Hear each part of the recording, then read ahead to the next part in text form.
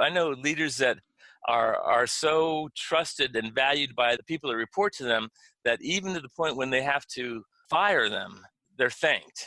Because it wasn't an arbitrary thing. Here's why we have to let you go. Conversations leading up to that and a lot of chances to get it right. And where the employee would thank them because they agreed that this wasn't the right job for them. Yeah. And thank you for helping me get to a job that I can better do. A question asked courageously, answered honestly, and lived authentically can change your whole life. For me, that question was, how can I use what I have, what I love, and what I know to bless the lives of others? The School for Good Living and this podcast are one answer to that question. Hi, I'm Brian Miller. I know that the world can work for everyone, but that it won't until it works for you. I've created this to help you make the difference you were born to make. It's a series of conversations with thought leaders who are moving humanity forward. And in each episode, I explore their lives and the work they do. I also ask them to break down how they've gotten their books written, published, and read.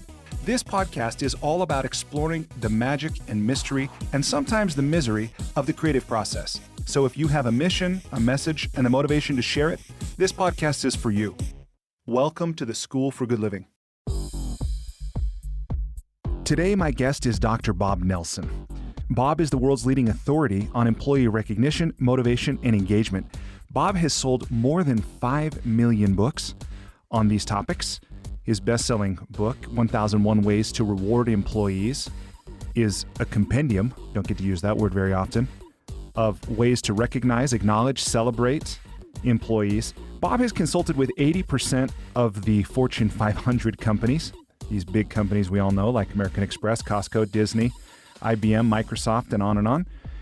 Bob is a longtime collaborator and confidant of Dr. Ken Blanchard, the co-author of The 1 Minute Manager. Bob has sold over 5 million books on management, employee motivation, and engagement. His books have been translated into more than 30 languages.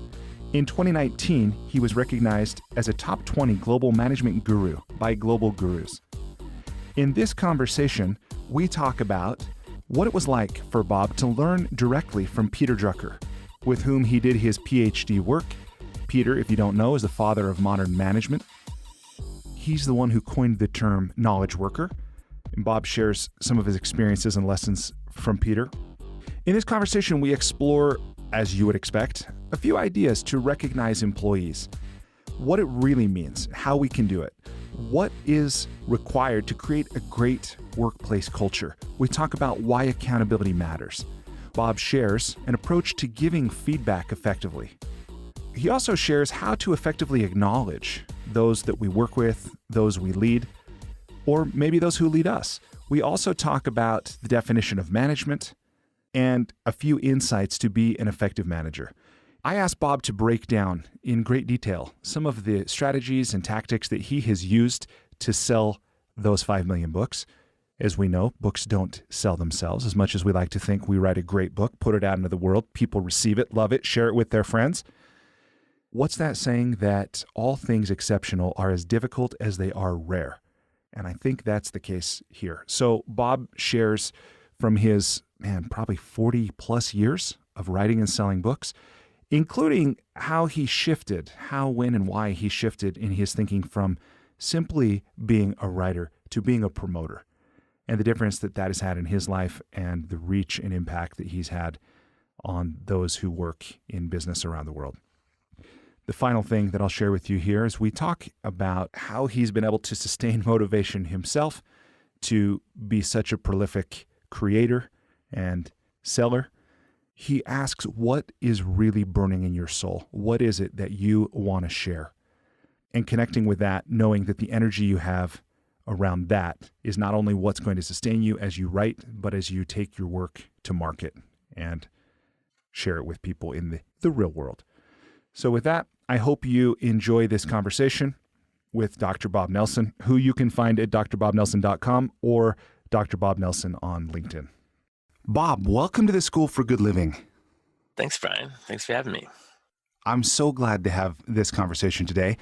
But Bob, I want to start with this question, what's life about? What's life about? Well, that's a pretty big question. I guess plant a tree, have a kid, and write a book. That's one. one stated purpose of life. I read once. Thought that was kind of fun. I don't know. I don't know if I have a definitive answer there. To me, it's about constantly exploring, constantly stretching, constantly moving forward. Some of the things that come to mind. I will accept that answer. No, that's fantastic. As far as I can tell, there is no wrong answer. So that's great. Thank you. So let me go back for a moment to your childhood and ask if you're willing to share a story about your father. That I understand he was an Air Force pilot. He was. He was a career Air Force officer, and he fought in 3 wars, and we had a military life. We moved around every 3 or 4 years, and he was gone a lot for 6 months at a time. I was in one point in Vietnam for 18 months. Wow. World War II, he was did 52 missions, was part of low-level bombing raids on Romanian oil fields to cut off oil supply to the Nazis, and 2 out of every 3 people on those missions died. And is he still alive today? He has passed now, but he lived through the war, which amazed him, surprised him. Wow. He couldn't believe he was still alive when it was over, and had a big influence on him. Yeah, that's amazing. I came across a story where he announced to his squadron that he was having a child. He was having you. But it sounded like he maybe just kind of made it in a cursory fashion, and his commanding officer called him back up front and asked him to share that a little more boldly. Do I have that right? And will you share with me that? You do, actually. Well, I obviously wasn't on the scene, but I heard the story, and I thought it was very ironic because my career came to focus on the topic of recognition and how to do it right and best. And as you said, he was actually flying in the air when I was born, and as in the ceremony of their squadron, they would highlight milestones, and one of them was births of children, and his commanding officer or his immediate officer called him up and said, here's I think it was a tin cup, a little silver cup they gave for newborns. Here's a cup for your kid that was born. And that was it. And there was a visiting general who stopped the proceedings and said, that's not how you do recognition. and he did it. He gave a whole context. He said, a lot of times with the commitment we make in our careers to our country, to our service, that we miss highlights of our personal lives, and one of those is the birth of our children. And we all want you to know that we're all a part of that, and wish you the best with it, and gave it a much more larger context that I think it deserved. Yeah. It's a pretty big deal. One of the 2 biggest days of your life. Exactly. Yeah, I find that ironic that later on that was the area that I'd be focusing on the most to help show people how to give context and meaning and at special moments, and how to catch them doing those things as much as possible. Yeah. I love that. How old were you when you first remember that story?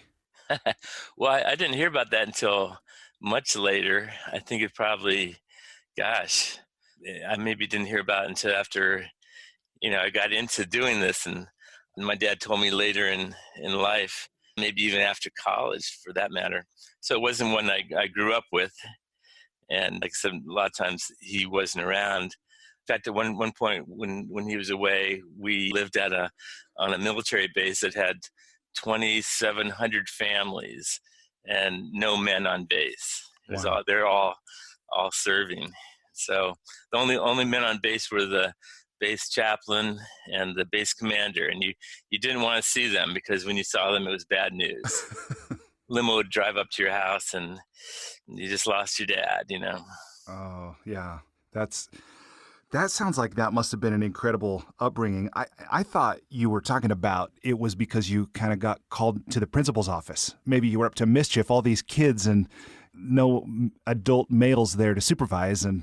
But yeah, I hadn't even thought about for sure you don't want a visit from a chaplain. Well, everyone we knew were going through the same thing. So it sounds unusual to talk about it now, but that's all the life we knew. And in fact, the life we knew was moving every 3 or 4 years, and everyone we knew was doing the same thing. So I think as a kid, it caused you to mature faster, to have your wits about you. We would move into a new neighborhood, and I go knock on people's doors and say, "Hey, do you have any kids my age? It's going to be a long summer. I'm looking for someone to do stuff with." And so you don't end up being very shy when you're thrust into circumstances. Yeah. So that kind of course, helped me throughout my life, because I was always quick to jump into relationships and cut to the chase, Mm. Well, Bob, how did you go from that upbringing to, I'm going to skip a lot of years, I know, but to where you are today as the world's leading authority on employee recognition, motivation, and engagement? What was the journey like from that childhood to being a recognized expert and the leading authority on this topic? Wow. Yeah, there's a few years in between there. I'd say in terms of pivotal points, I found out when I was in high school. I remember in an English class, teacher was passing out papers and stopped at my desk and raised the paper up high and said, "Best paper I had in 5 classes." And I was kind of shocked and surprised, maybe a little bit embarrassed, but I went through and I read it again, like what was about it that impressed her so. And somehow I got a message that I had the ability to organize writing. And so that I didn't know that beforehand, but I came to learn that I had the elements that could make me a good writer. And so I held on to that one. I didn't know how I'd use it, but I knew I would use it at some point. So in high school still, I got involved in debate and presentation skills. And I got a little older, I joined Toastmasters and was a member of several chapters of that, and actually started Toastmasters chapter in Minneapolis, Minnesota, where I had my first job. What was your first job?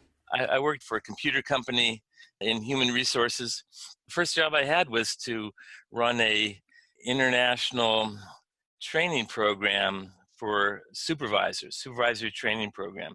Wow. Bob, that doesn't sound like an entry-level job. Is this after you had your MBA in organizational behavior from Berkeley? Or No, before? it was actually before. So Wow. it was How's that your first job?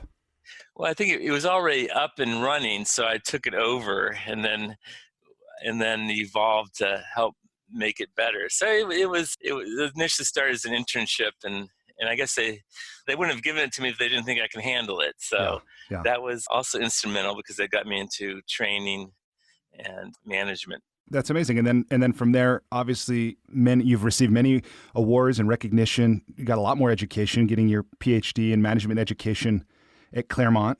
Now, was that with Peter Drucker?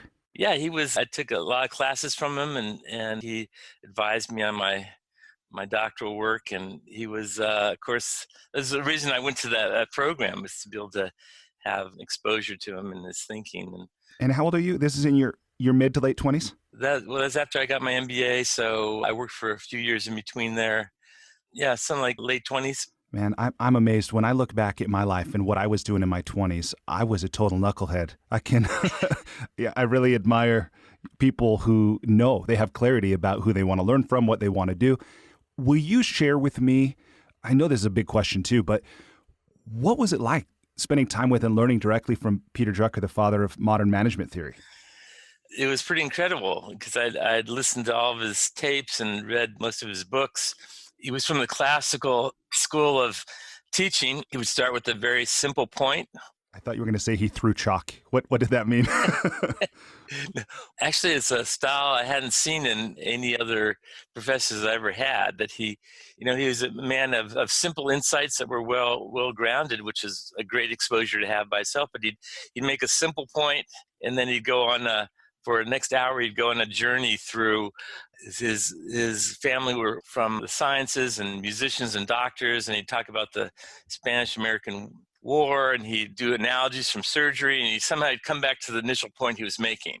Wow. The classical style of teaching, where all life was part of the lesson, but it came back to reinforcing the initial point he was making. So he was brilliant in that way, and his writing was the same way, that he'd make simple points, and then he'd have them well supported with 3 clear examples, and you're convinced, wow, that sounds like it is right. And Yeah. I guess I've been attracted to people that have simple, clear view of their area of work. And so he had that. And before him, I worked with Ken Blanchard, who wrote the 1 Minute Manager, and he had this clarity of thought as well. Very simple, but clear. And then Marshall's the same way. I find that Marshall has this clarity of thought and epiphanies and well-founded. And whereas someone else might say, I need for any of those people, well, that's common sense what they're saying there. That well, actually, common sense often isn't common practice. Voltaire said in the 17th century, and Yeah. I think that's definitely true today as well. So no doubt. No doubt. I've been attracted to concepts like that and to people that have that clarity of that simplicity of clear thought. Well, clearly it served you well as you've been and continue to be a prolific writer, a sought-after thinker. I understand you've consulted with 80% of the Fortune 500 companies. Yeah, in one way or another. It's kind of fun. I've just been working with the United Nations, which is a wild ride. So yeah, I guess one of the things I love about my life is that every day is, the phone call and you're in a new direction, doing something even more fun than you thought was possible. So that's awesome. I've been blessed in that way. There's a lot of work in there too. It doesn't all just fall together. So I'm constantly trying to reach out to people I think I can help. And it has its ebbs and flows, certainly. What does that outreach look like? Is this you read articles, you have conversations with people? Like how? So what I'm hearing, maybe you can correct me or fill me in, but this sounds to me like you're actively emailing people or calling people that you think your skill set and experience might be a fit for. But will you share with me a little bit, what does that look like? How do you organize your day? How do you know who to call? How do you reach out? What do you say? Like all that. Well, that's evolved as well, of course, with the business circumstances. But for a long time, like for example, I did on the topic of employee recognition, I did a 8-page newsletter I think I did 50 issues of it. That was before days of blogs and whatnot, that I just put out those people that were interested in hearing what I had to say and instantly got a lot of people that were very interested in that message. Again, the simple topic of how to better acknowledge and thank people when they've done good work. Again, very common sense thing, but when you get into it, there's a lot more to it than the common sense notion. It starts with that, but there's a lot of ways to do it, and it really comes down to, on recognition, it's all around you every day. I pride myself in getting people to open their eyes to it, which is fun and exciting and usually very effective for them in the things they're trying to achieve, and better motivation of their employees, or better being able to attract talent and certainly to hold on to them. Yeah, which is such a huge thing, right? I mean, where especially technology is leveling the playing field, removing barriers to entry for basically any organization, helping us gain more insights into our customers, like all these kinds of things. And so this one competitive advantage, if there is one, is this about identifying, recruiting, retaining talent. And I don't know if it was in one of your books. I think it was, but I know you've written so much, that there was this idea that has stayed with me. Now, I know I'm not perfect at it, but it's this idea that many people will put employee recognition on their to-do list, where I've heard that that's a mistake, where instead it's got to be like on the top of the notebook itself. And I know there's maybe no silver bullet or totally simple answer. I mean, if you wrote 50 issues of 8-page newsletters, that's a large volume of material. But by the way, I'll just say this. I think it sounds easy in isolation, like anything is easy on a whiteboard.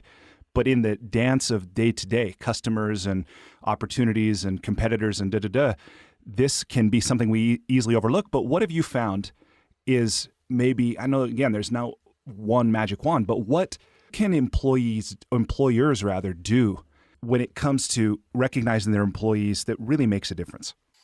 Well, the idea you just gave in terms of putting it on top of your to-do list, if you're not doing it, then that's one way to help to hold yourself accountable. For example, there's a president of a consulting firm in Atlanta wanted to do a better job of recognizing, and so he decided to carry 5 coins in his coat pocket. And with the intention of each day, he would catch at least 5 people that were doing something that was needed to be done in his own personal observation. And then whenever he did that, he would move a coin to his his other pocket. So it's just a technique to hold himself accountable. Well, the first day he did it, he wanted to move 5 coins. He did it twice. So the second day he came back with a greater emphasis, because it's not happening, to make that a priority.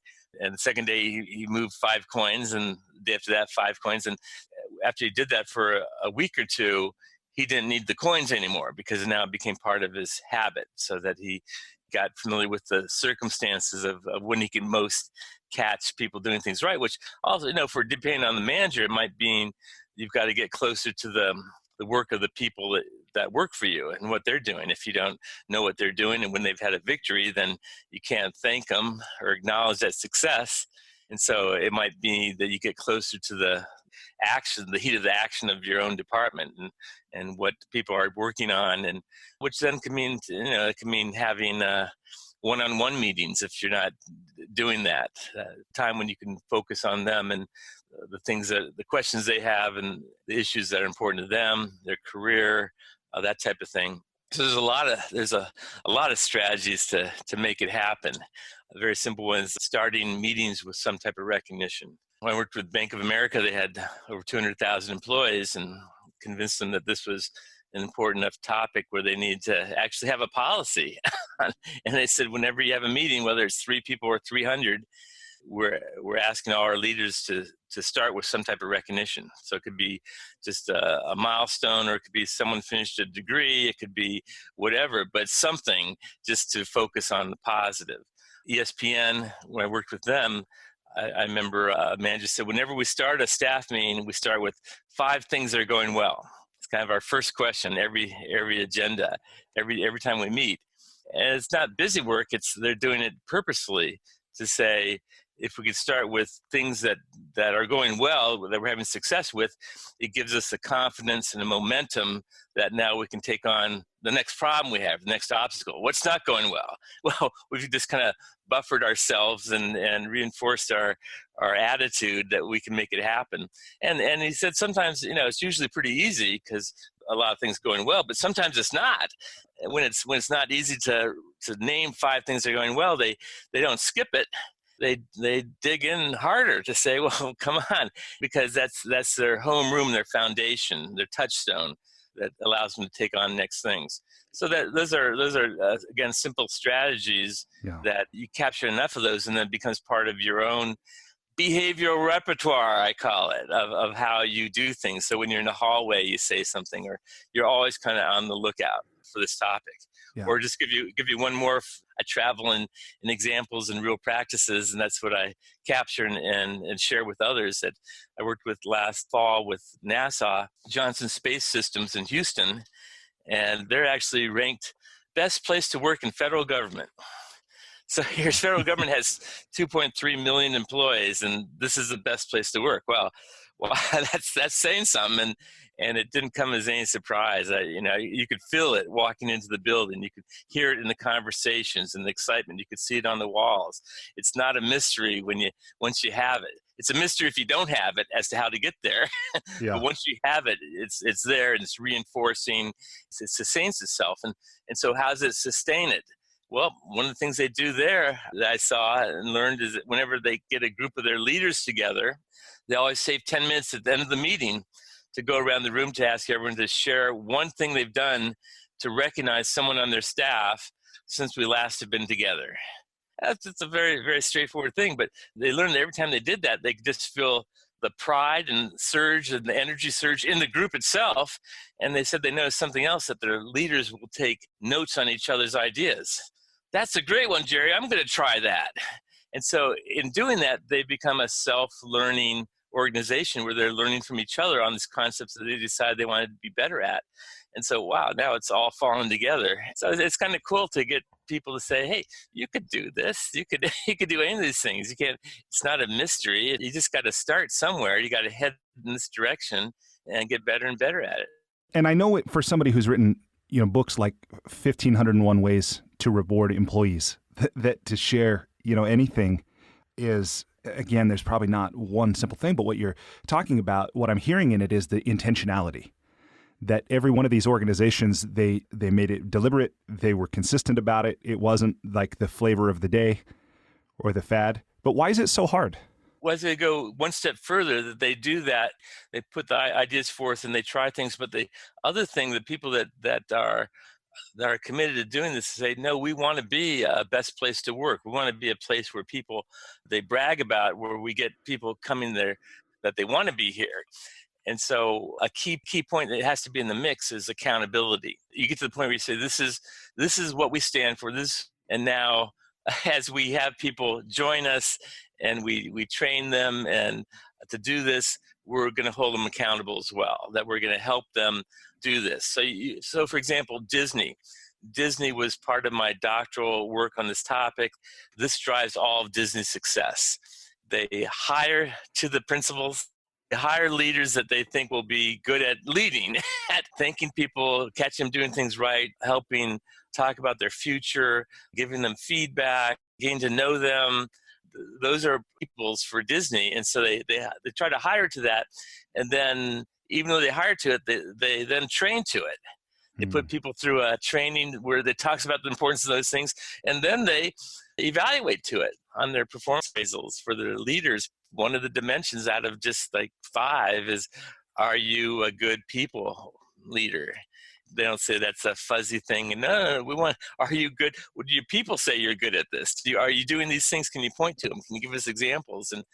And that's part of the evaluation that affects their pay. And so, in so many organizations I'm in, management is lumpy, I call it. It's very uneven. Mm-hmm. If you got a great manager, you love your job, 3%, and everyone else kind of, their manager's a micromanager or a jerk or doesn't care about them or any version, it doesn't matter, and it's not happening there for them.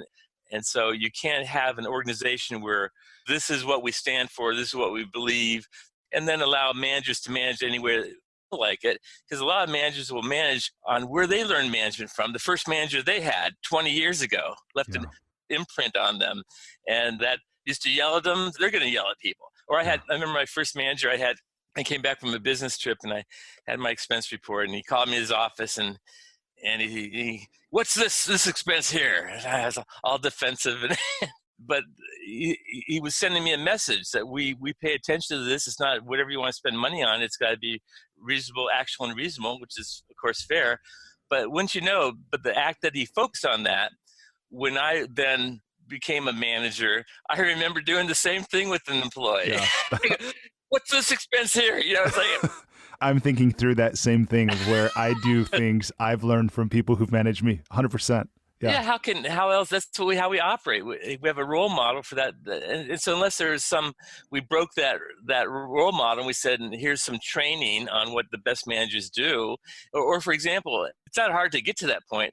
Like a great activity that works in a train situation is to just have a group say, hey, we do ideal boss exercise. Why don't you brainstorm, everyone think, maybe do it by yourself, best manager you ever had and the worst manager you ever had, and what each of those people did.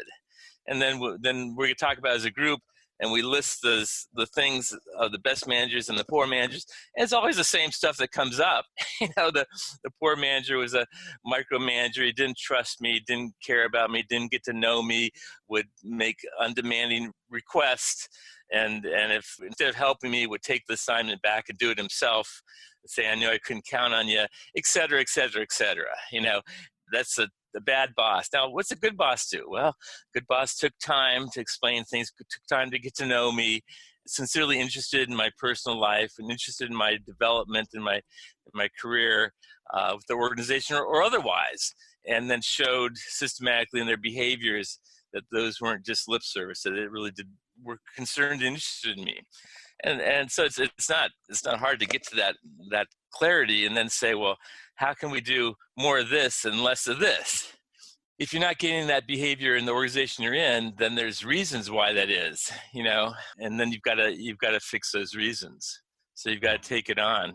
I've got when I talk about a negative example, I don't use the company's names because there's no glory in that. Just when they're positive, I'm working with an organization where they have the feedback from managers is, well, I don't want to tell someone they did a good job, because if I do that 2 or 3 or 4 times, they're going to want a raise, and I don't have the ability to give them a raise, and certainly not to give them a promotion. So I don't even want to start. I don't want to head there.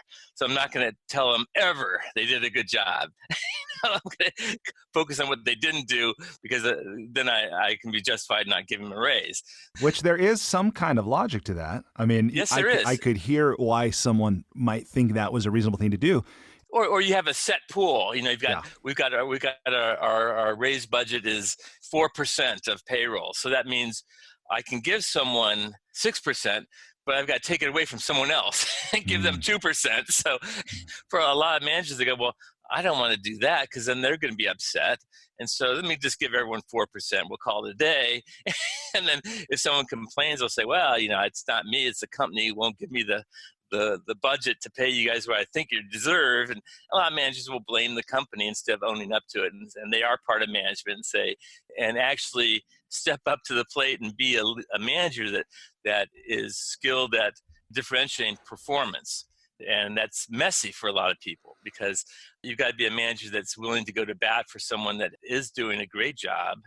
And then you've got to also, when someone's not doing a good job, say, well, no, I'm not giving you an increase. Well, everyone gets 4%. No, well, you're not getting 4% because you didn't do the things that we talked about. And ideally, that's not a surprise. Maybe you do a run-up 3 months before the review, and you talk to them, you say, I got to tell you, you're not doing the job that we need to have you do. And try to coach them, get them in that space. But sometimes with some employees, they don't take it seriously. And so you have to up the ante. Always start with the positive, but if the positive is not working, you got to drill down on the negative consequences. And I've had employees where I said, you got a review coming up in 3 months. Unless this behavior changes, unless we start doing the results that we need to get from your job, you won't be gaining an increase. I've had employees that at that point say, what exactly do you want me to do? Or I told them before, but they didn't care, they didn't listen, and now they do care and they are listening. And if you do that, and in my experience, by the time you get to that review time, they will have turned around their behavior, or they will have quit.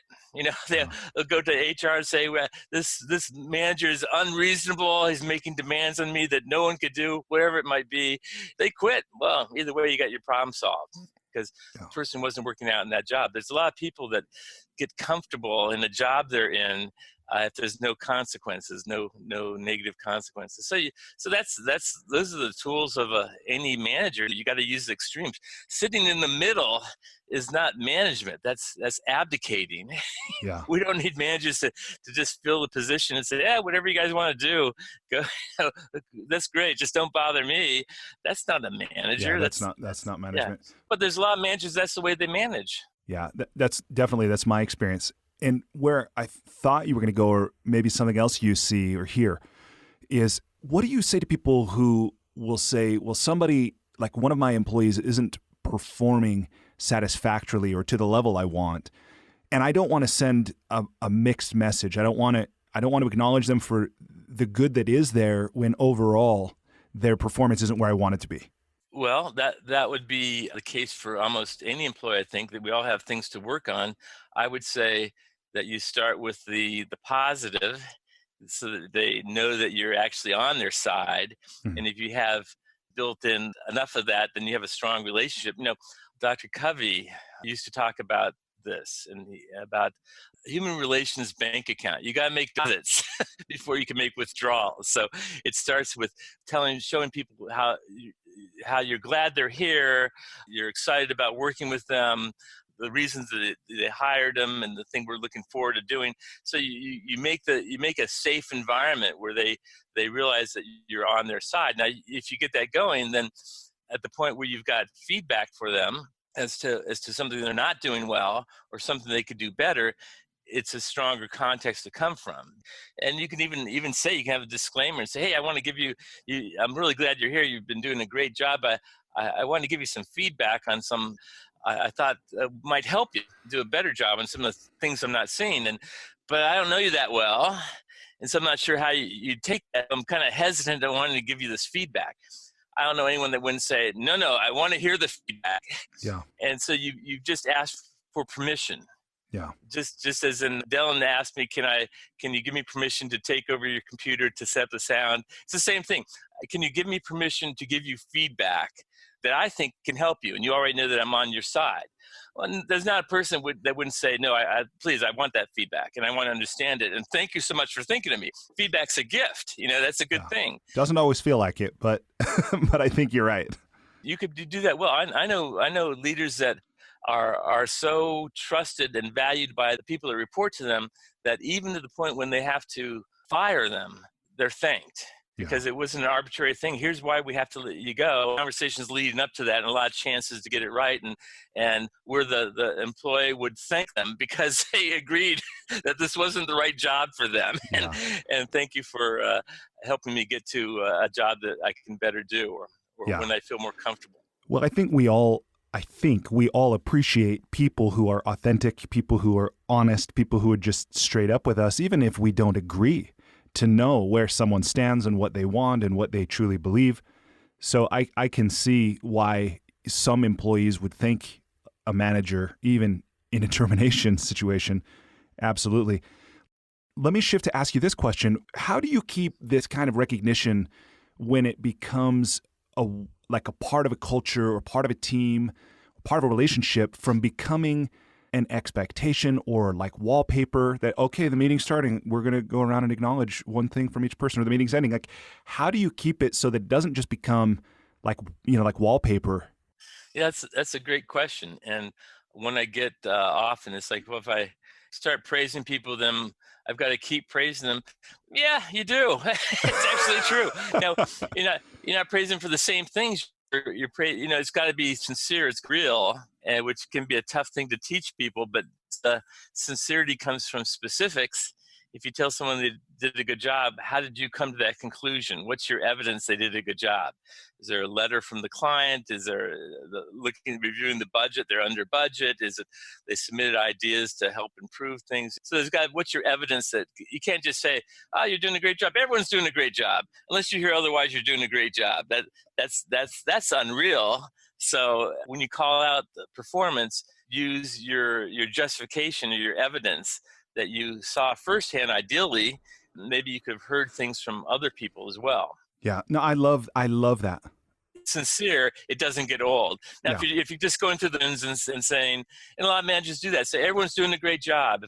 Unless you hear otherwise, well, that doesn't cut it because everyone's not doing a great job. Some people are doing a great job, and you're not noticing that. Yeah. And now you're lumping, John and Gary, and they barely show up to work, and you just gave them the feedback. If you give this half-hearted feedback to everyone, how that feels fair, then people see through that, and the people that see through it the most are the people that are really making things happen.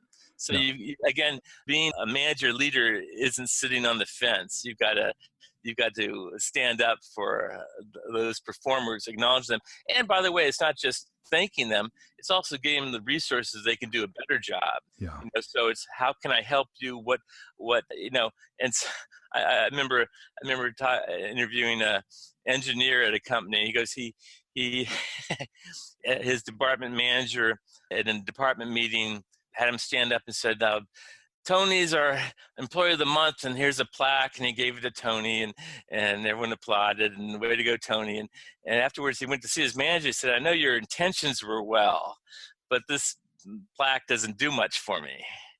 If you really want to thank me for doing a good job, can I get that software upgrade I've been asking for 2 months so I could do a better job for you? Just give me the tools to do a better job, and I'm going to be perfectly happy. Yeah. I was working I was doing a focus group in a warehouse environment, and what does warehouse people need to do a better job? And it was humorous because they'd tell me how they would rush to work to get there because if they got the bad label gun, their whole day is going to be hell because it doesn't work, So everything's going to take 2 or 3 times as long. So they rush to work to get one of the ones that works. So just having the right tool is going to be helpful. And then as we got into it, the idea of if you were a top performer, that maybe you could have your own label gun no one else could have. It's going to be a gold label gun, and your name's going to be on it. That was really cool. They were excited about that. So sometimes it's not that hard. We have to think, well, we got to do this big party, do it at the end of the year. No, along the way, you got to find the things that will show people, and those people that are doing a good job, or they had problems with shelving would break, and they just all of a sudden spend an hour trying to fix a shelf. That's not their job. Can we do the maintenance that's necessary so that we can do the job that you're hired us for? So a lot of times, if you get into it, a well-intentioned manager got into those issues, they'd prioritize those things that the people said these are our biggest obstacles, and then the manager could focus on something they can't and get the resources of the people or the priority to get the things fixed, so they can get the job done. That's now you're being a manager. You're not just you're not just in the role, but you're actually making things happen that can make them more effective. Drucker defined management as getting work done through others. Getting work through, very simple, getting work done through others. That a lot of managers, when they get a job as a manager, they want to prove that they were a good decision. You made a good decision in selecting me. I'm going to prove I'm a good manager. I'm going to do that by being a super worker, essentially. That they want to prove you got the right person. So I'm going to be an expert on everything in my department. I'm going to be all over people, micromanaging, and when they did something wrong, I'm going to tell them they get to fix it, and I'm going to be on them like white on rice. And that's, again, in their efforts to be a good manager and to be excited about doing that, they end up suffocating people or focus on being the smartest person in the room. If I'm the smartest person in the room, I'm a super, then you got the right person, because that's why I'm leading you people, because I'm smarter than you.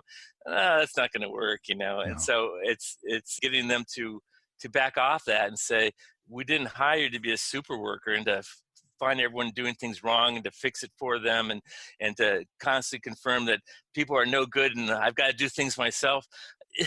You're going to fail. Yeah, that's a recipe for frustration for everybody. And they're getting their resume ready with the first thing that you took back, and you're not showing you're on their side. Now, instead of that, having to prove yourself on an arbitrary way, instead, why don't you do this? Why don't you, as a new manager, interview every person working for you and just ask, I'm just trying to find out more about your job and what it would take for you to do a better job at what you're doing, how I can help you, and hear what the group says, and then prioritize that, and then maybe go take the top one where people said, well, this investment in this equipment, whatever it might be, it would really, we really need this. We've been asking it for years, and maybe take that top one and go to your manager and say, look, you put me in this job.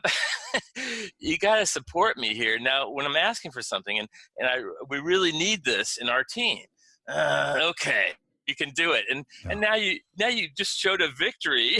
And they're going, this is the right person for the job. They can make stuff happen that we can't. They assessed the situation, they prioritized, they took the top one, and they shook the tree, and they made something happen that no one before them was able to make happen. This is a great manager. I feel so blessed to be working with them.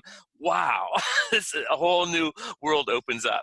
Yeah, and I love what you're saying. Something I'd never connected before that I'm hearing in what you're saying now is that this is a form of recognition. Right? When you're listening to people, you're aware of what their experience is. You better believe it. You're acknowledging that. And every one of us wants to be seen. We want to be known. We want to be understood and appreciated. So what better way? I mean, I love that story of the engineer who gets a plaque. But then he's like, look, if you really want to recognize me or help me, give me that software. And on that topic, I think we probably there is a disconnect between what managers and owners and leaders often think matters to their employees and what employees really say matters. And it constantly changes, by the way. Motivation is a moving target. So it changes by generation or by personal needs. So one size doesn't fit all. So if you're in a starting point with a lot of companies that go, oh yeah, we do recognition. We just had a holiday party.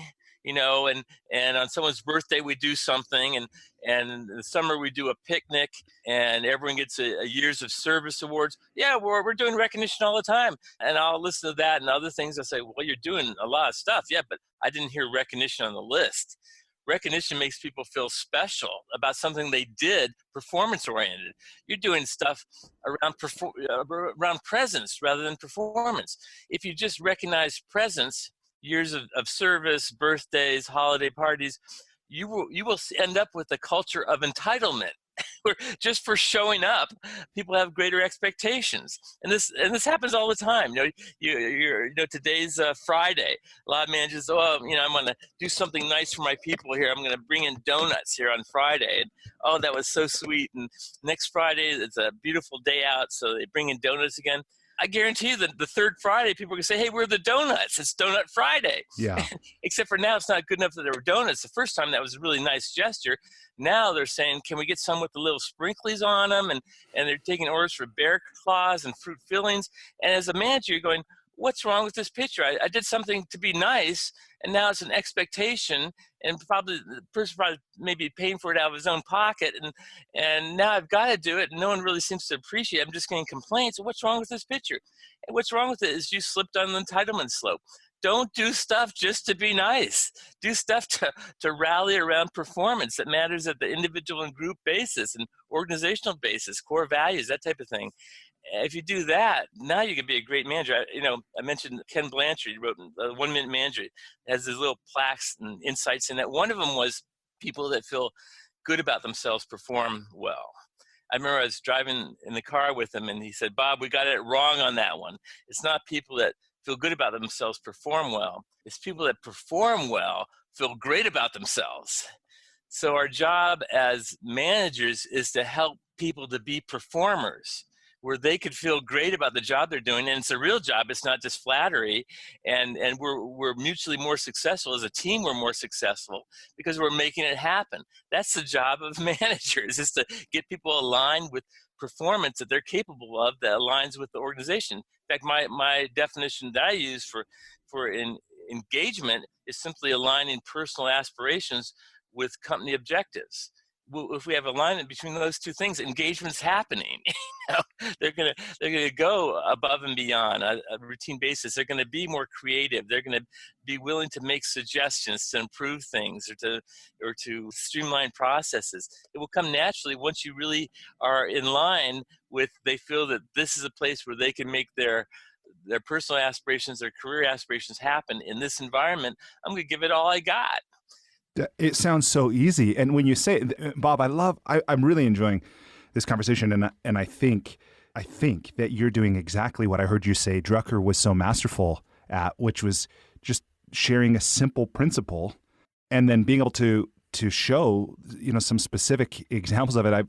I'm taking so many notes as we talk.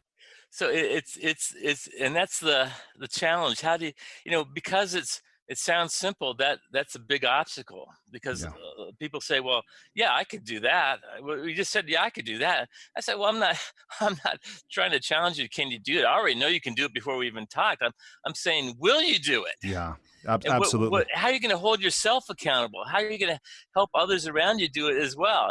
That's where it gets into it. I just spoke for a high-tech company and trying to change this. And a technical manager came up to me and he said, my boss told me, don't waste your time on any of this type of silly, soft, fuzzy stuff. We got real work to do here. So it doesn't matter if the company gives this guy tools, if his boss is saying, no, that's a joke, that's silly, it's stupid, don't waste time on that, then he's going to be in this bind. So the company's telling me this is good to do, and they gave me some tools to do it, and I just had this training.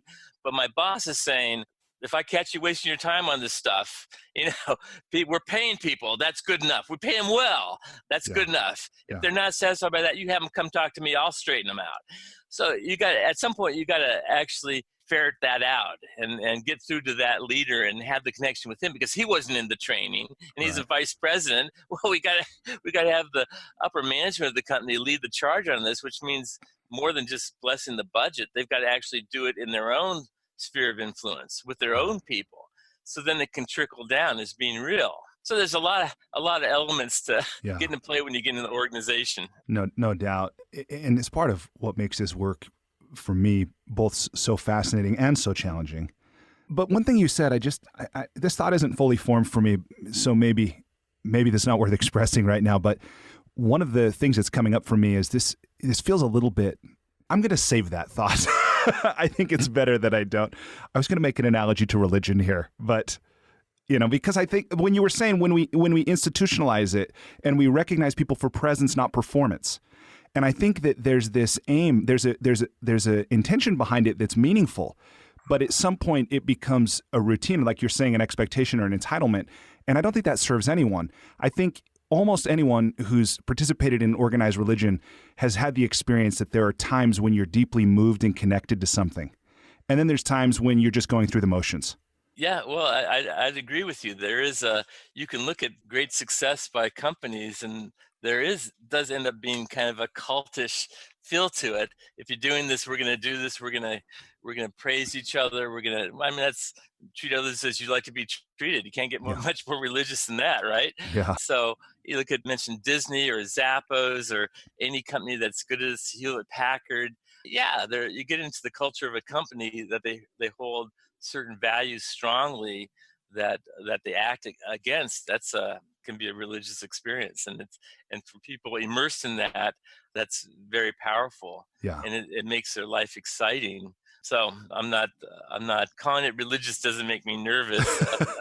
Unless we call it a cult. Then there's dear leader involved and things change. But seriously, going back to Disney's is very clear on this stuff, and I've met people that have moved from where they lived in Ohio or wherever and have moved to Orlando just to work with Disney. And they didn't have a job yet. And they came in and said, I don't care what I do for you. I've got to work here because I love this organization. Yeah, I know someone that did that very thing.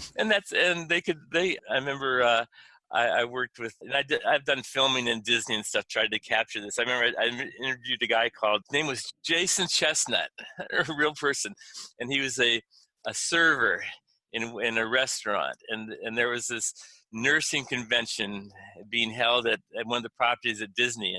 And they were talking about these concepts and they were kind of skeptical and nursing is very negative and it's very stressful. And this sounds like hooey, and at lunch, they're in Disney and they've got something going here. So this nurse supervisor turns to Jason and goes, Jason, what's your job here? And kind of test this random employee. And he goes, my job's to make sure you have the best time, the best next hour of your day when I'm taking care of you. What can I do for you? And she was kind of startled and blown away and got talking more from this. And this guy really believed this and the mission, what he was doing to touch people and impact their life.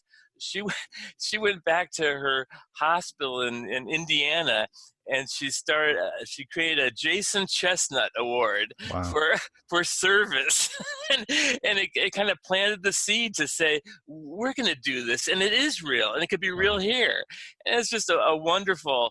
And Jason, by the way, he was a food server. Now he's an executive at Disney, and of course, why not? Yeah, that's like the Johnny Appleseed story right there. Yeah.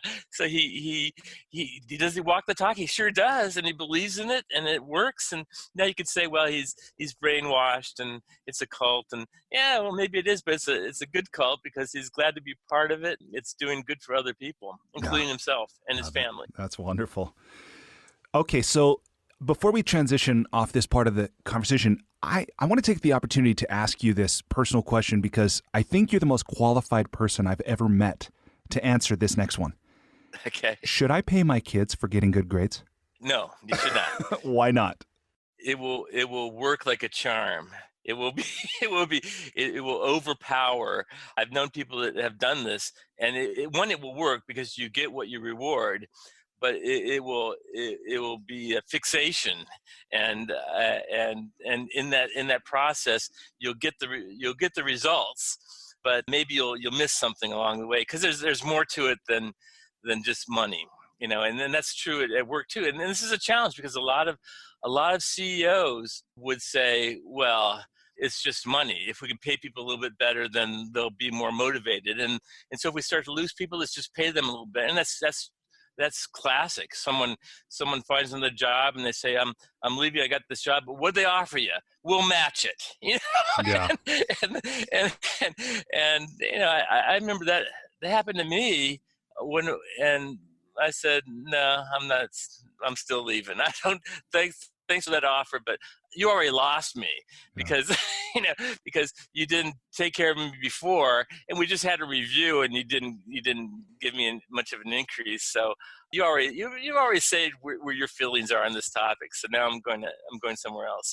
So yeah, the money by itself can overpower the other things, the aspects of learning, the aspects of sharing what they learned with the family, your approval as a parent on your interest in what they're learning and how that might apply. You could skip all that, but there's value in all that too. Yeah. If you say, I'm gonna give you $50 for every A you get, your kid will get all A's because but you might do some of that and then also more take time to talk about what they're learning or to help them, when you can on their homework, or to make sure you show for the parent-teacher conferences and get insight from people that are spending the time with your kids, et cetera, et cetera. Yeah. So it's a shortcut. It's a shortcut to make it a priority, but I would not recommend it. I know people have done it. Yeah, for sure. My mom paid me, and I like to think I turned out all right. Did it work? Not always. Not always. Man, I've loved to learn anyway. So when it didn't work, why not? The lack of interest I had in the topics or the dislike I had for the teacher was so strong that no amount of money would even keep me, interested. Would in that situation, if your mom had talked to you about, well, tell me why you don't like that teacher, and why do you think he acts like that, and what's maybe going on in his life, and trying to pull back the curtain to show you why you're seeing someone that is doing things that aren't motivating to you. I know maybe he's got personal problems. Maybe he's frustrated in his job. Maybe, would that have helped? I don't know. He's still a jerk, Yeah, I think at that time, probably not, because although I might have appreciated her inquiry, the sense that she didn't really have the power to make it change in any way. I was like, well, I've still got to go to class. Okay, now I understand why I don't like, or what I don't like about this guy, but I'm still obligated to go. Or another lesson there is like, in all of life, you're going to have times like that. You have to deal with people that you don't personally like. Okay, so now you're sounding like my mom, for sure. Yes. But I'm saying that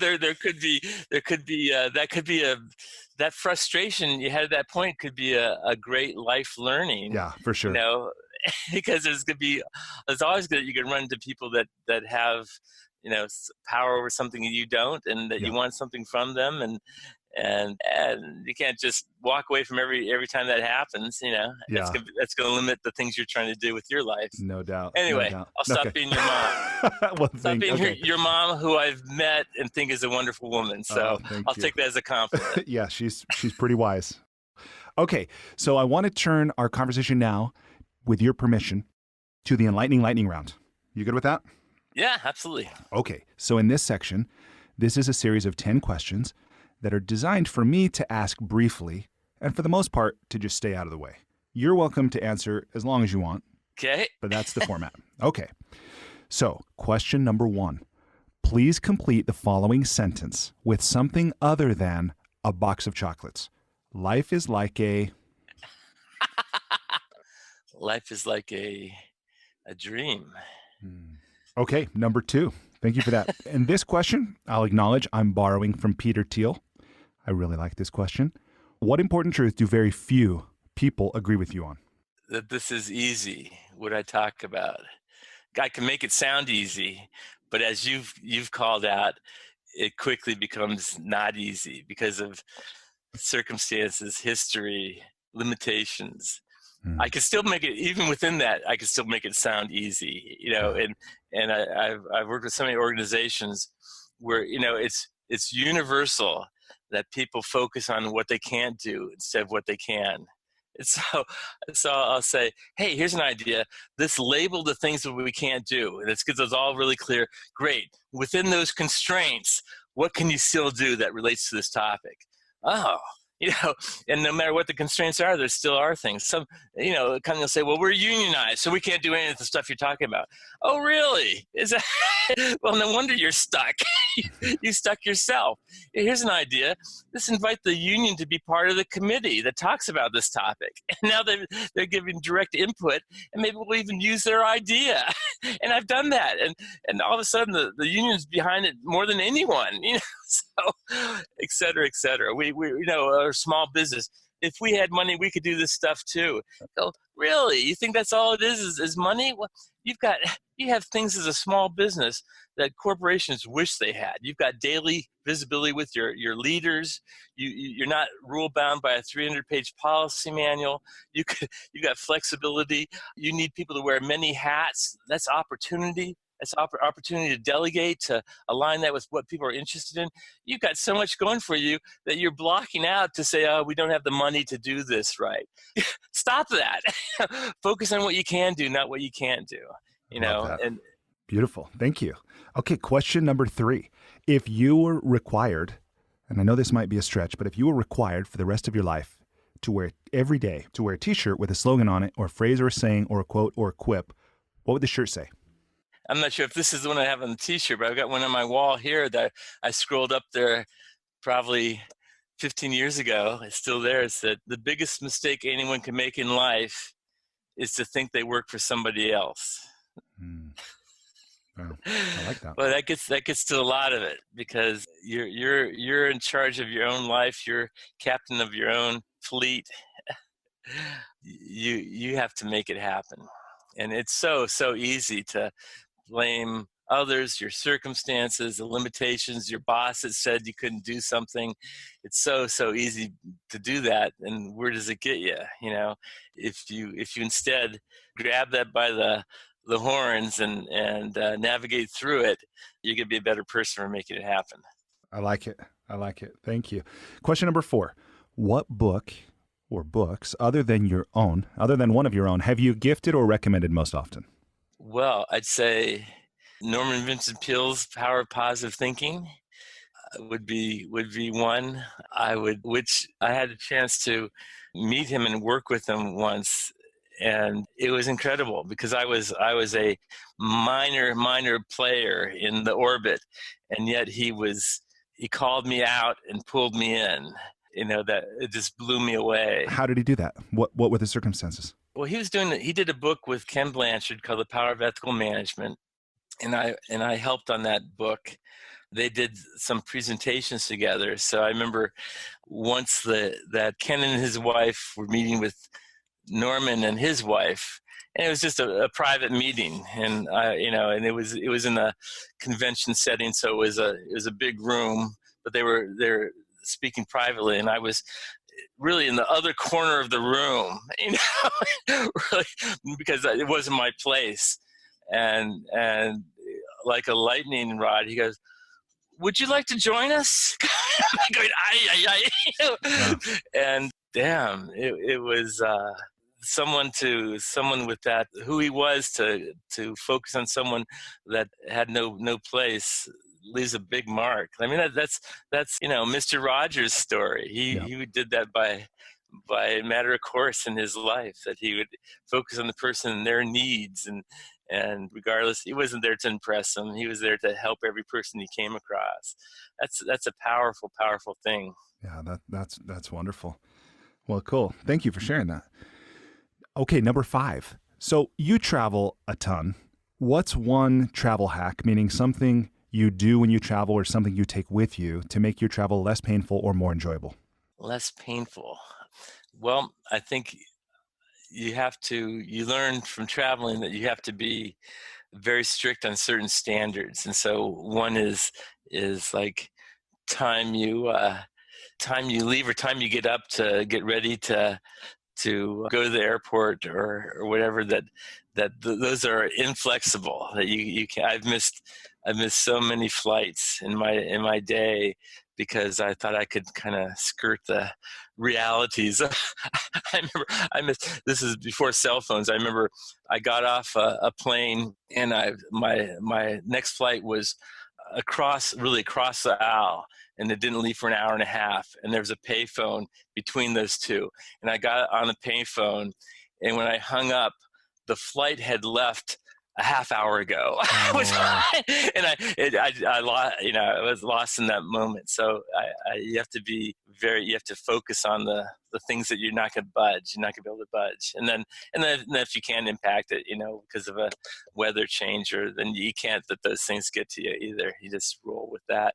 So the things that you can impact, you make sure that you don't miss the deadlines for when you're there, and adequately buffered so that if there's a traffic jam, you still make it.